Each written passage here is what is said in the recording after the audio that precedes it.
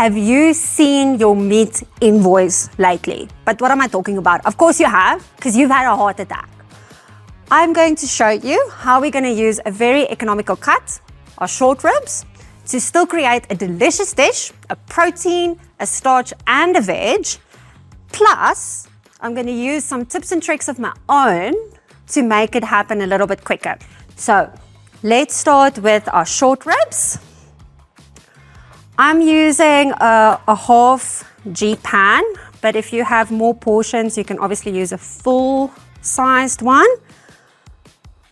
I'm going to season it, and then I'm going to put in the oven so that my hands are free to get onto the next step. This is some coriander, some dried rosemary. I made some confit garlic. So all it really is, if you don't know, is a fancy way of saying I slow cooked some garlic and oil. You can actually do this as a bulk recipe and put it in a jar, then it's ready forever, whenever you need it. Some salt, and then we're going to go off to the oven to brown. So you're going to have to keep your eye on it, probably about 10 or 15 minutes at most on a high heat. My oven is set to 200 degrees Celsius, but we're really after it just getting some color before we stick it into our pressure cooker. Let's get started on our chakalaka puree. I'm going to use some of my chakalaka. So convenient that I don't have to do a thing. I'm going to add about half, but feel free to customize it to your own liking. And then I'm going to take my carrots. Take this little bit off because we are going to puree it. So I'm just going to add a pinch of salt, not too much, because there's a little bit of salt in the chakalaka, so be a little bit more cautious. And then a nice bit of butter.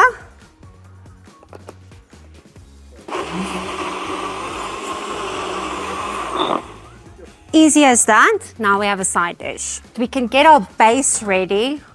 I'm going to add my oil. And as I have things chopped and ready, add that to the pot. I've got some celery left from another recipe. So instead of having that go to waste, I'm going to chop some of that in. This would just be another layer of flavor.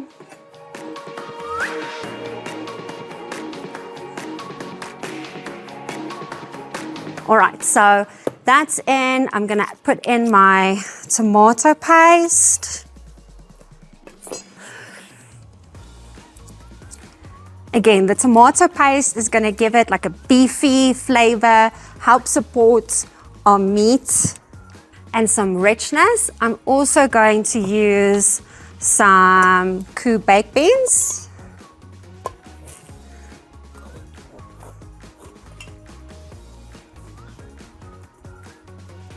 Last but not least, my MasterChef tomato concasse. So this is an extremely versatile product. It can either be used as a pizza sauce or pasta, helping to bulk up stews, anything really that you want some tomato flavor in, conveniently already cooked and ready to go. So as you can see, there's a layer of oil as if you cooked it in your own kitchen.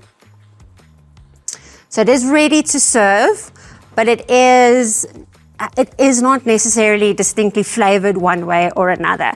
If you're going to use the concasse on a pizza, I would suggest that you blend it, just because most people are accustomed to a smooth tomato-based sauce and not necessarily a chunky, unless you want to be different and you want to make it a chunky sauce. So whatever you decide to do, I'm going to add mine to my pot.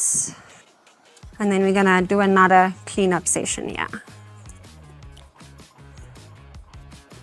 So I'm not gonna add enough so that it's too much in terms of veggies on the side. We still wanna make our ribs shine.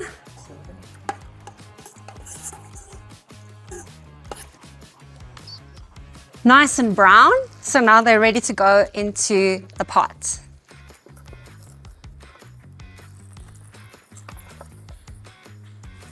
Get all the drippings in there as well. Let's make sure we seal this properly. On its side, there will be some indicators. It will show you where to push, and then it will lock. So now we're gonna leave it for about 25, 30 minutes. You'll see some steam will start coming out.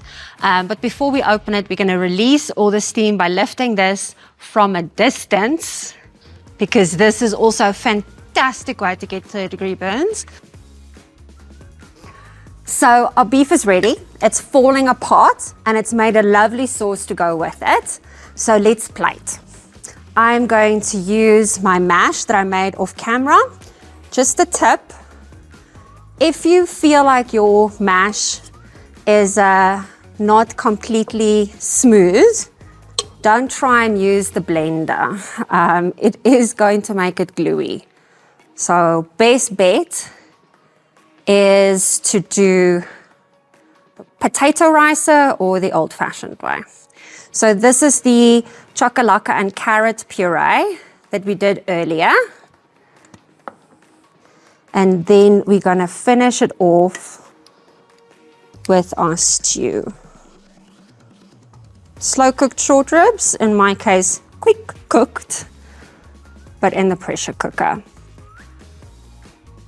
All right. Now all that's left is to add a little bit of garnish, and I finally caved and used micro herbs. So there you have it. A very lovely meal cooked with humble ingredients and some heritage flavors. Don't forget to tag us if you recreate this recipe.